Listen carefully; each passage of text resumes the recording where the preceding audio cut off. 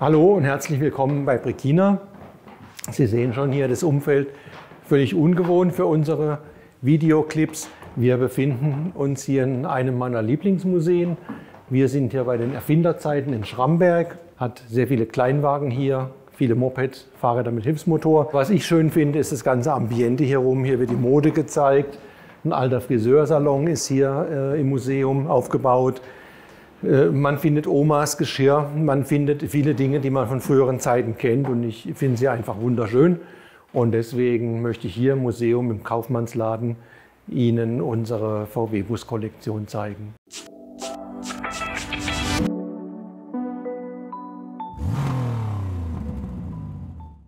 Hier vor mir steht die VW-Bus-Flotte, auf die wir ganz besonders stolz sind.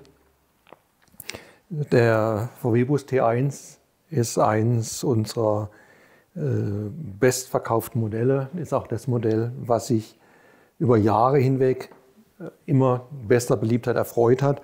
Und die Kunst ist nicht, so ein VW T1 rauszubringen, das kann jeder, aber unsere Kunst besteht darin, das Thema immer wieder am Laufen zu halten und über mittlerweile 30 Jahre spannend zu halten und wieder zu ergänzen mit neuen Varianten, mit neuen Ideen. Und das ist auch der Grund, warum ich die jetzt hier alle zeige. Ich möchte einfach mal von Anfang an durchgehen, was für Varianten wir haben, was für verschiedene Bauformen es gibt, und beginnen logischerweise mit dem ersten Modell. Es ist nicht die erste Variante, aber es ist die erste Bauform, VW T1 als Kombi, so wie er 1986 angekündigt wurde. Modell ist nicht ganz perfekt in der Auswahl, nicht ganz vorbildgetreu. Er hat keinen Dachüberhang, sprich es ist ein sehr früher. Er hat aber hinten eine Stoßstange, was ihn wiederum einige Jahre zurückdatiert. Er war nicht perfekt ausgesucht und hat sich dennoch am Anfang gut verkauft. Nicht sehr gut, aber gut. Sehr gut wurde es dann erst, als dann 2-3 Jahre später. 2-3 Jahre sage ich immer, weil man kann es nicht so genau definieren. Wann ist er vorgestellt, wann ist er ausgeliefert? Sie kennen das, da liegt oft eine lange Zeit dazwischen. Deshalb sage ich jetzt 2-3 Jahre später kam der Kastenwagen, und der ist dann richtig eingeschlagen, weil Kastenwagen ist im Prinzip eine fahrbare Litfaßsäule. Man kriegt Werbung drauf, man kann verschiedene Botschaften rüberbringen. War beim Kombi alles nur sehr beschränkt möglich, aber hier beim Kastenwagen war es dann möglich, ist auch Ende der 80er Jahre, 90er Jahre stark beworben worden mit verschiedenen Themen. Es gibt fast keinen 50er Jahre oder 60er Jahre Markenartikel, der nicht ein Brekina-Bulli geziert hätte. Warum? Weil eben auch das Vorbild so rumfuhr. Der Bulli war mit großem Abstand der meistverkaufte Transporter in Deutschland, und es gibt zu jeder Marke irgendein Vorbildfoto, was das Markenlogo auf dem VW T1 zeigt. Anfang der 90er Jahre hat man dann sich besonnen und hat gesagt, wir wollen jetzt eine klare Linie. Wir werden jetzt die Bauteile so überarbeiten, dass man es einem genauen Baujahr zuordnen kann. Aus dem Ursprungsbully ist dann ein T1 geworden, der aus den ersten Jahren 1950, 51 stammt, als das Fahrzeug noch keine Heckstoßstange hatte. Warum keine Heckstoßstange?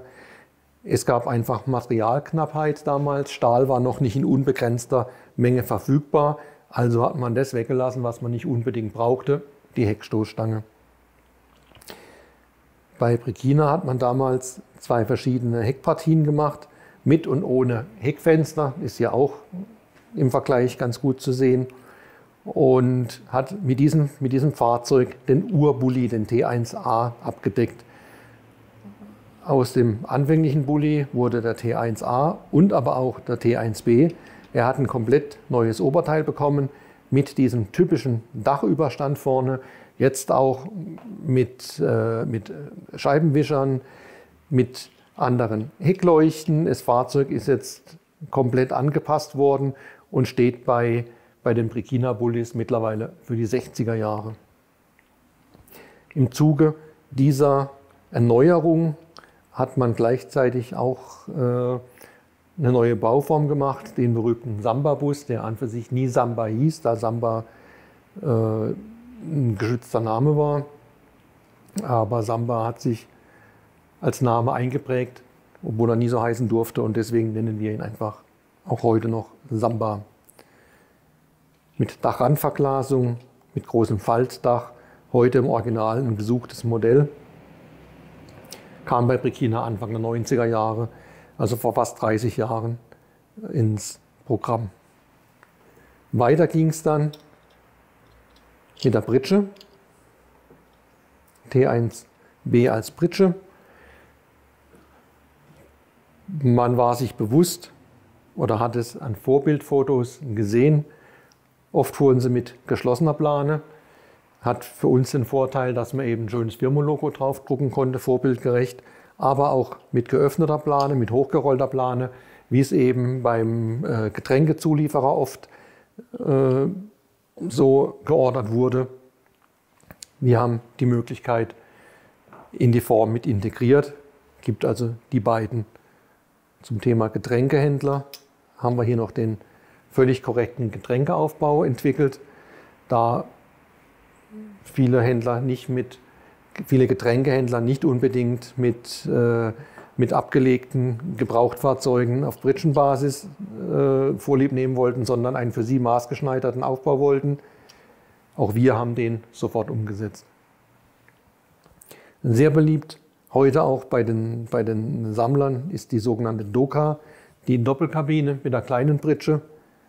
Auch die ist bei Brekina umgesetzt worden, sodass wir hier schon die Grundformen so gut wie alle anbieten konnten.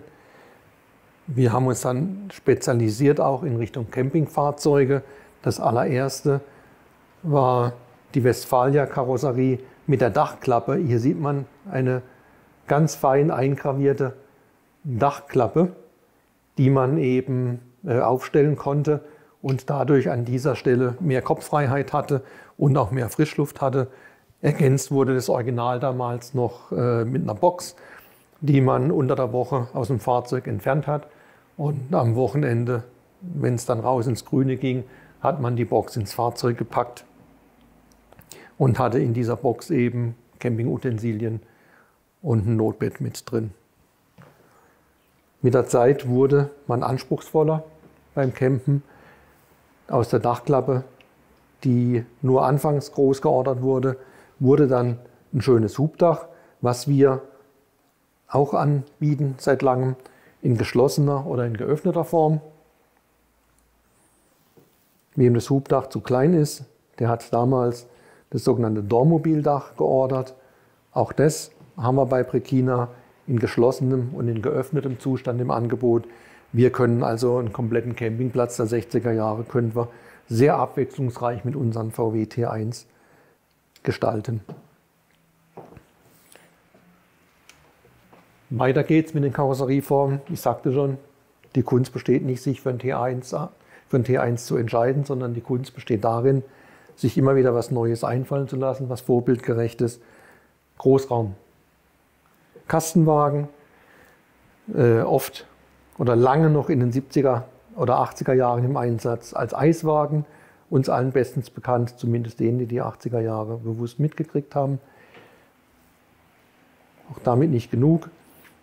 Die Variabilität beim Bulli haben wir dadurch auch noch geschaffen, nicht nur durch Karosserieformen, sondern einfach durch vorbildgerechte, auch fantasievolle Dachbestückungen, Beladungen.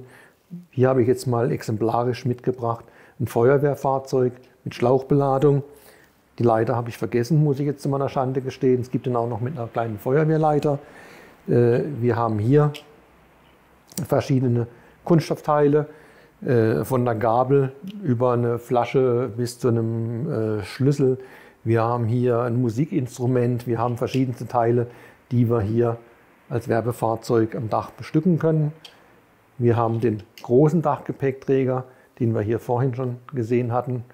Hier haben wir ihn jetzt bestückt für eine Expedition mit jeder Menge Gepäck und einer Plane, aber auch ein Schlauchboot für die Fahrt ins Grüne am Wochenende auf dem Dachgepäckträger.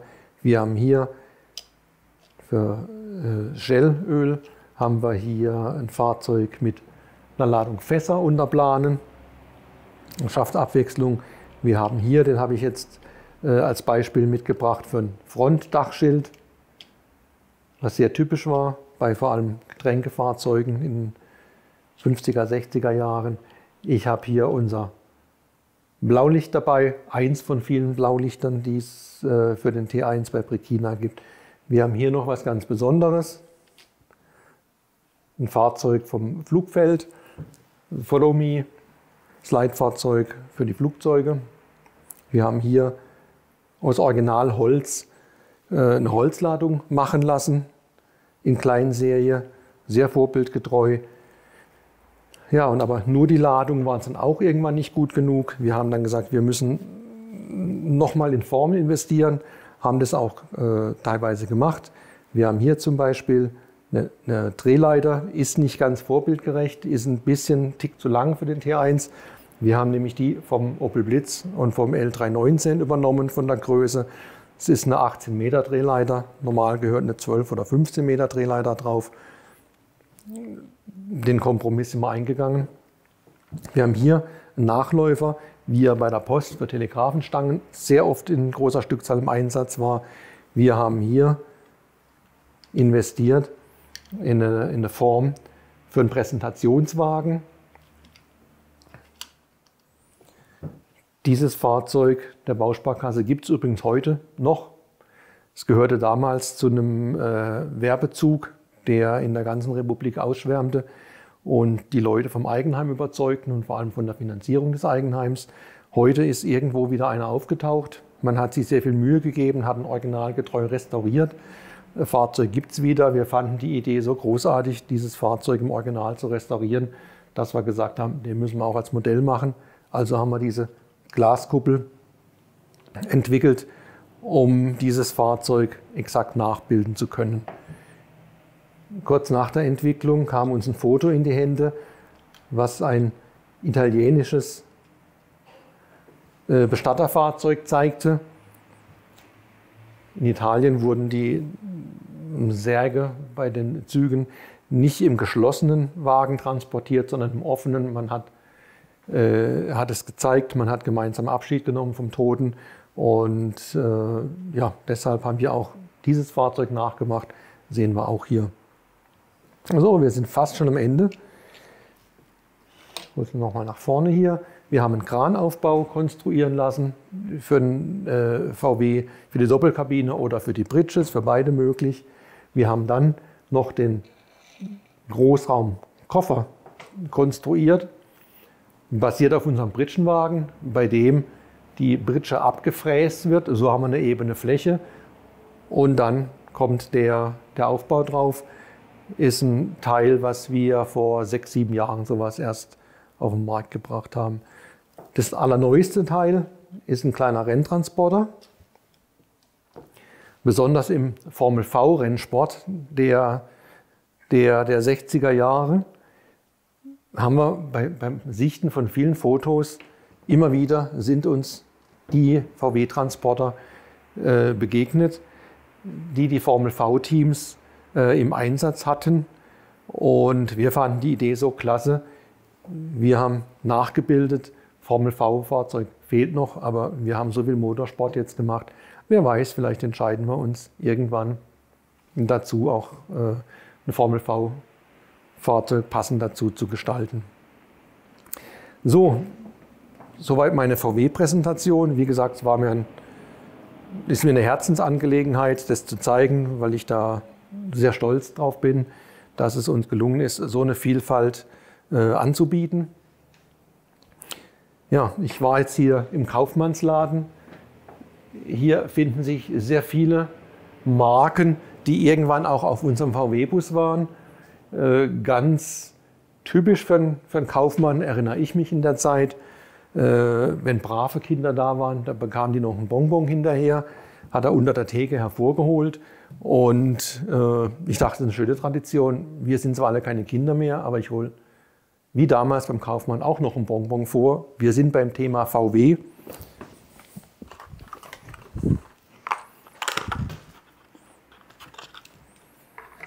Und hier in der Hand halte ich ein brandneues Modell.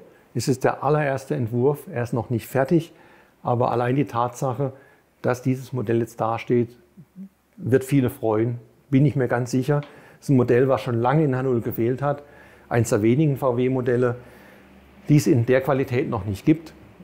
Ein Wettbewerber hat es vor 50 Jahren schon mal gemacht, aber nach den heutigen Möglichkeiten gibt es es noch nicht. Lange Rede, kurzer Sinn, ich lasse die Bombe jetzt platzen. Hier sehen Sie das erste Muster unseres VW 411. Ist am Anfang der Entwicklung, wir werden da noch ein bisschen Zeit brauchen, aber ich denke, im halben, dreiviertel Jahr wird er im Laden sein. Und mit dieser Überraschung möchte ich mich verabschieden und möchte mich bedanken fürs Zuschauen. Bis zum nächsten Mal. Tschüss, Ihr Matthias Frank.